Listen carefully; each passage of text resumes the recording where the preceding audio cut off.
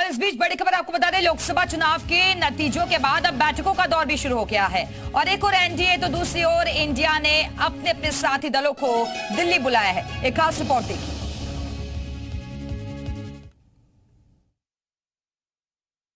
जीत हुई है और ऐसे में इंडिया गठबंधन को 43 सीटों पर यह जीत मिली है। आपको हम आंकड़े भी बता रहे हैं, बीजेपी 62 से घटकर 33 सीटों पर आ गई है। काफी नुकसान हुआ है उत्तर प्रदेश में बीजेपी को। आरएलडी के खाते में 2 सीटें जबकि अपना दल एस के खाते में 1 सीट गई है।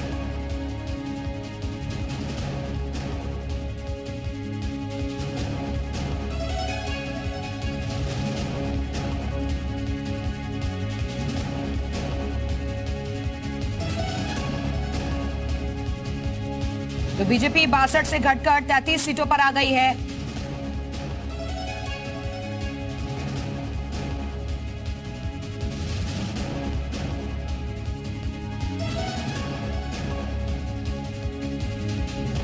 तो दरअसल आपको बता दें कि यूपी में इंडिया गठबंधन की बड़ी जीत हुई है और ऐसे में अब आगे क्या करना है, कौन सी स्ट्रेटेजी अपनानी है, इस पर भी तमाम सहयोगी दलों के साथ इंडिया गठबंधन आज मीटिंग करेगा। देखना होगा कि इस मीटिंग में किन किन मुद्दों पर चर्चा होती है। इसके साथ ही आरएलडी के खाते में 2 सीटें गई हैं। एनडीए के साथ आरएलडी का गठबंधन था। और आइए ग्राफिक्स के जरिए आपको कुछ महत्वपूर्ण जानकारियां जल्दी से हम दे देते हैं, क्योंकि जो नतीजे सामने आए हैं चौंकाने वाले हैं। और इसके साथ ही देखिए, लोकसभा चुनावों की अगर हम बात करें तो इसमें 80 सीटें उत्तर प्रदेश की और जिसमें से बीएसपी का खाता तक नहीं खुल पाया है। बीएसपी 0 रह गई है, अदर्स के खाते में 1 सीट गई है। और इसके अलावा अगर हम बीजेपी की परफॉर्मेंस देखें तो उम्मीद काफी ज्यादा थी, लेकिन पिछली बार से भी ज्यादा मतलब पिछली बार जो सीटें आई थी वो भी सीटें गायब हो गई हैं बीजेपी के खाते से। कांग्रेस का प्रदर्शन अच्छा रहा है, 6 सीटें कांग्रेस के खाते में गई हैं। और ये देखिए, बीएसपी का खाता तक नहीं खुल पाया। 80 सीटें थी, 80 का टारगेट सेट किया गया था।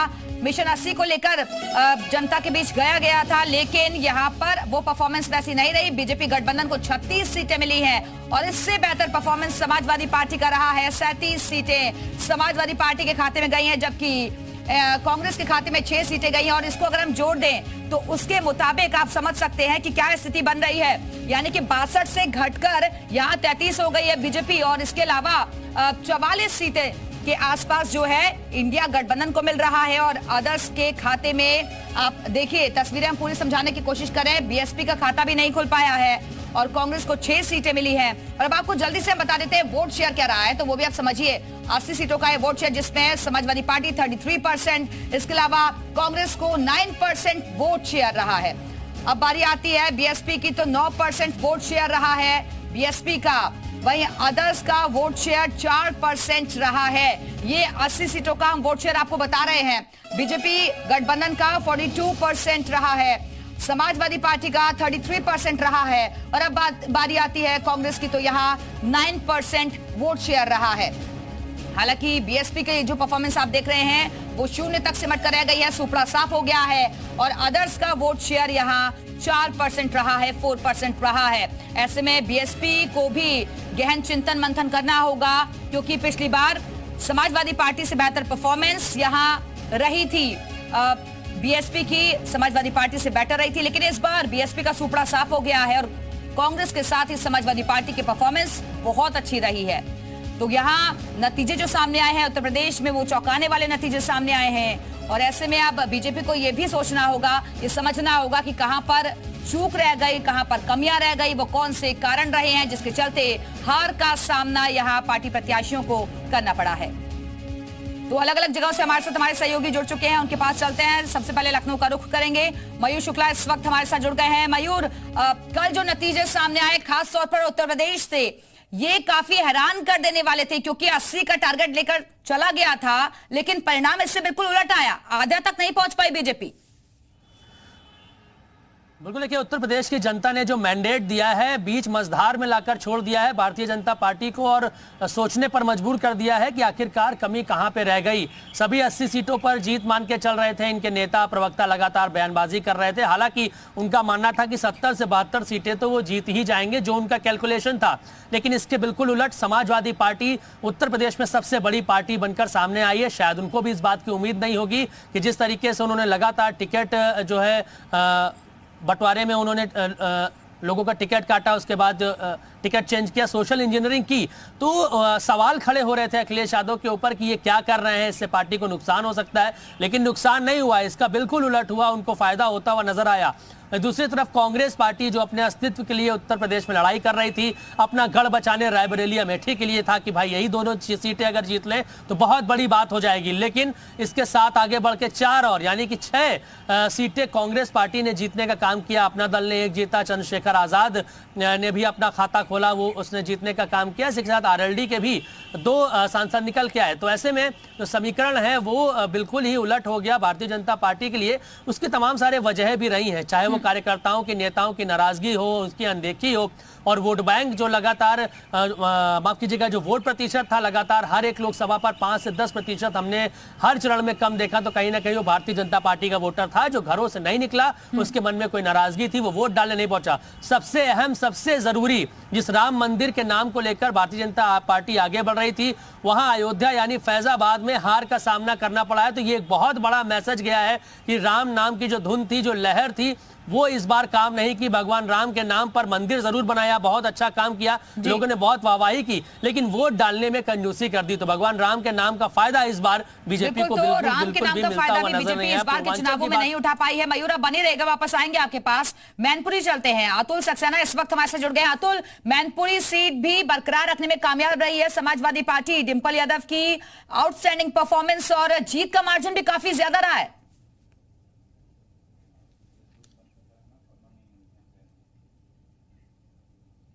समाजवादी पार्टी का इस सीट पर कब्जा था और भारतीय जनता पार्टी इस सीट पर अभी तक झंडा नहीं फहरा पाई थी। लेकिन पर्यटन मंत्री जयवीर सिंह को जब प्रत्याशी बनाया गया तो ये लग रहा था कि मैनपुरी में इस बार इतिहास रचेगा। लेकिन 2,21,000 वोटों से भी ज्यादा वोटों से डिंपल यादव ने यहाँ जीत दर्ज है। उत्तर प्रदेश में समाजवादी पार्टी एक सबसे बड़ी पार्टी बनकर उभरी।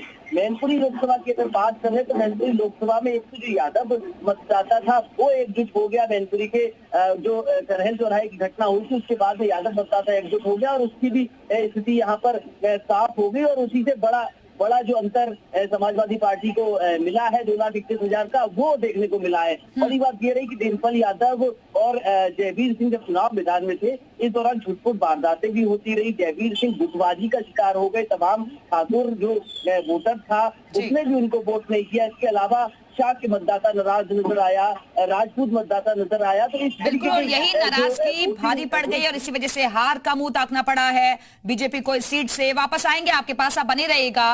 और अब चलते हैं फिरोजाबाद। परमेंद्र भी इस वक्त हमारे साथ जुड़े हुए हैं। परमेंद्र, फिरोजाबाद के नतीजे क्या इशारा कर रहे हैं, क्या कारण रहे हार के वहां? बता दूं कि जिस तरह से 2019 में बीजेपी ने इस गढ़ को तोड़ा था और बीजेपी ने फतह हासिल की थी, लेकिन इस बार यदि देखा जाए तो 2024 के जो नतीजे हैं वो बिल्कुल उसी तरह है जो ट्रेंड जैसे कि माना जाता था कि फिरोजाबाद सीट समाजवादी पार्टियों का गढ़ रहा है और वो गढ़ अब इस बार यहाँ पर फतह हासिल करने में कामयाब रही है समाजवादी पार्टी। लेकिन पिछली बार की तुलना में जो इनकी पारिवारिक कलह थी, चाचा और भतीजे किस तरह से लड़े थे, उसी का नतीजा था कि 2019 में यह सीट इनको गंवानी पड़ी थी। लेकिन इस बार पूरा परिवार एकजुट था और उस एकजुटता का नतीजा ही है जो अब ब्रज क्षेत्र, चाहे वो हम मैनपुरी की बात करें, चाहे वो एटा की बात करें या फिरोजाबाद की बात करें, सभी जगह समाजवादी पार्टी ने ली है। मेन बात ये रही है कि एटावा वाली सीट जो है वो अभी समाजवादी पार्टी के गढ़ में शामिल हो गई है। तो निश्चित तौर पर जो पारिवारिक कलह थी वो इस बार नहीं थी, इसलिए जो वोटर था, जो समाजवादी पार्टी का जो कोर वोटर है, वो समझ गया था कि इस बार हमें जीत मिलेगी। और बिल्कुल पारिवारिक कलह नहीं थी और परिवार ने मिलकर चुनाव लड़ा और उसके नतीजे भी बेहतर आए। 5 सीटें दी गई थी मुलायम परिवार को और 5 सीटों पर काबिज हुए हैं समाजवादी पार्टी के प्रत्याशी। अलीगढ़ चलते हैं, अभिषेक माथुर इस वक्त हमारे साथ जुड़े हुए हैं। अभिषेक, जो नतीजे अलीगढ़ से सामने आए वो क्या इशारा कर रहे हैं? अलीगढ़ में वही नतीजे सामने आए हैं जो चीन ने सबसे पहले दिखा दिए थे। अलीगढ़ में सांसद सतीश गौतम को एक बार फिर जो है तीसरी बार जो है सांसद सतीश गौतम ने हैट्रिक लगाई और हैट्रिक लगाने के बाद पूरी तरह से अलीगढ़ का माहौल बदला हुआ है। सीधी तस्वीरें आपको दिखाना चाहूंगा मैं इस समय सांसद सतीश गौतम के कार्यालय जहाँ उनका आवास भी है और आप तस्वीरों के माध्यम से नजारे को समझने की कोशिश करिए। तमाम जो है जश्न का माहौल है, तमाम कार्यकर्ता हैं, पदाधिकारी हैं और जीत का जश्न मना रहे हैं। भाई दूसरी तरफ कैमरे से दिखाते हैं आपको कर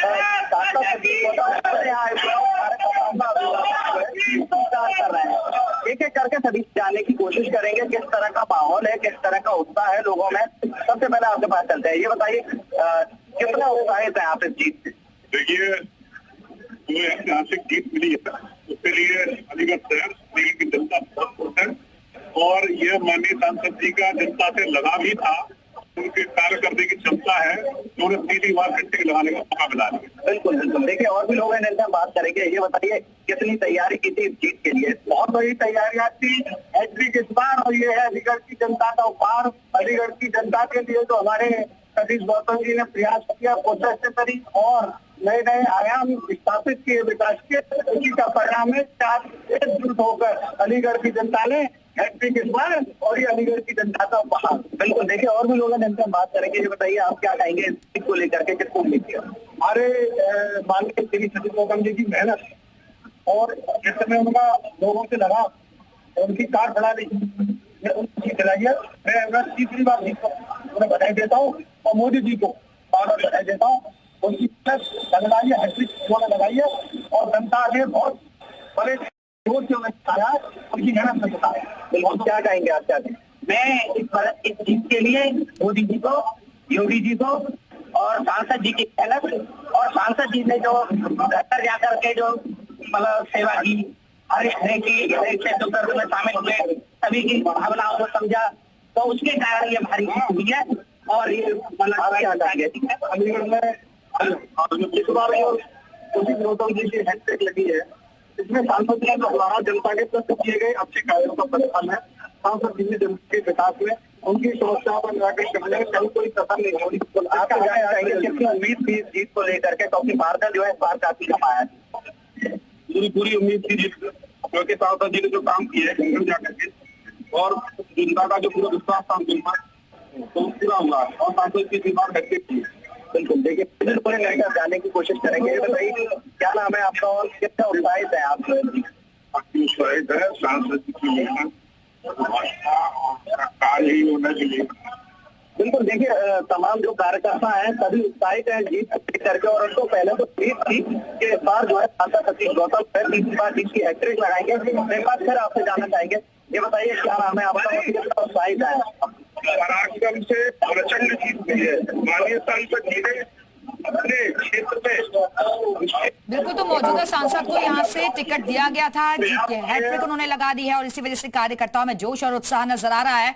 अभिषेक अब बनी रहेगा, वापस आएंगे आपके पास, मुजफ्फरनगर चलते हैं। अंकित मित्तल भी हमारे साथ जुड़े हुए हैं। अंकित, यहाँ से तो केंद्रीय मंत्री संजीव बालियान भी हार गए, ये उलटफेर कैसे पॉसिबल हो गया? कहाँ कमी रह गई? जी बिल्कुल, मैं आपको बता दूं, जिस तरीके से दो दिग्गज मैदान में थे, दोनों की साख दांव पर थी कि एक तरफ केंद्रीय मंत्री थे और दूसरे पश्चिम यूपी के दिग्गज नेता थे। राष्ट्रीय महासचिव भी सपा के हरेंद्र मलिक हैं और इन्हें जो जैन चौधरी और अखिलेश के बीच जो गठबंधन हुआ था, उस बीच में गठबंधन टूटा था, तो जो हरेंद्र मलिक की सीट थी वो उनके हाथ से निकलती दिखाई दे रही थी, जिसके बाद भी वे मैदान में आए और जमकर मुकाबला हुआ। ये जिस तरीके से 2 बार के केंद्रीय मंत्री संजीव बालियान और हरेंद्र मलिक के बीच मुकाबला था, जो दौर था वार्ता का दौर भी हुआ, लोगों से मिले भी, लेकिन उसके बाद भी केंद्रीय मंत्री जीत हासिल नहीं कर पाए, क्योंकि जिस तरीके से ठाकुर बेल्ट सरदना की मानी जाती है उस तरफ विरोध था और जो प्रजापति, जो दारा सिंह प्रजापति थे बसपा के, वो मैदान में थे, जो बसपा का बेस वोटर कहा जाता है, वो भी इस बार बसपा को गया। इस कारण केंद्रीय मंत्री संजीव बालियान को अपनी सीट गंवानी पड़ी। मेरे साथ कुछ लोग मौजूद हैं जो जनता है, उनसे बात करते हैं किस तरीके से उन्होंने इस चुनाव को देखा। केंद्रीय मंत्री और हरेंद्र मलिक के बीच चुनाव था, तो किस तरीके से वे चुनाव को देख रहे थे और किस तरह उन्होंने वोट किया, किस तरह वोट किया?